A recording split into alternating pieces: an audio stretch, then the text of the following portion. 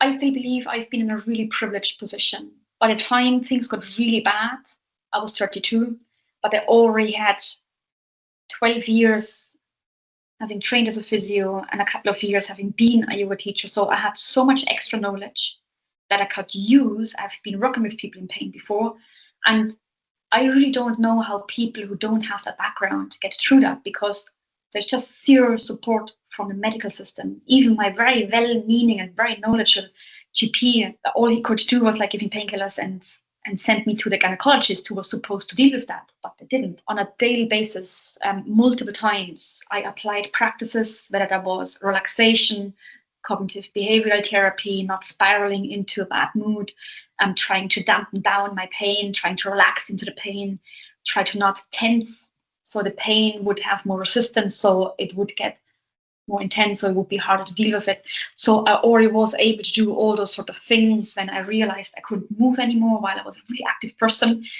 I also knew that a lot of people then stop moving at all, and that's the worst you can do. But it's really difficult to maintain a sense of movement that's not triggering and flaring, but that also helps. And there isn't that one dose that rocks every day, that one activity that rocks every day. So with all that background knowledge as a physio already, I was able to constantly adjust and kind of like treat myself a little bit. And that was of huge importance, and even getting through the pain. And I think that took a lot of the edge off my pain. But again, already with so much knowledge and me already managing so much in the background, not just, oh, I do a 5-minute practice. It was like all day, every day, 24/7.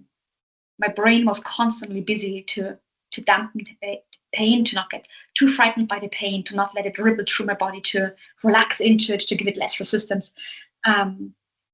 Already having done so much work for 2-3 years before I even was seen by a gynecologist, but managed to not get it as chronic as it could have been, it still was severe.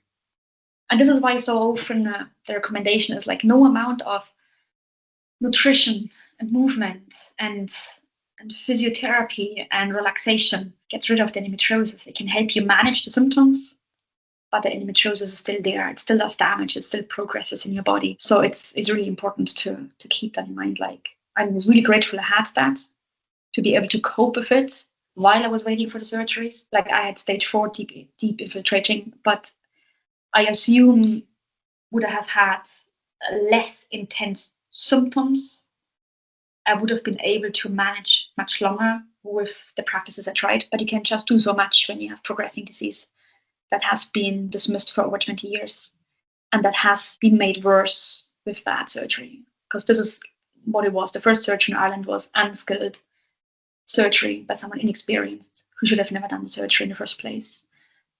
It's actually crazy how this is still allowed, explorative laparoscopies, knowing that there is no benefit to them when you're not able to treat the disease, and when there's a high chance that you're going to make symptoms for the person and adhesions and inflammation worse, and they're still being done on a regular basis in Ireland without any informed consent what this could do to your disease.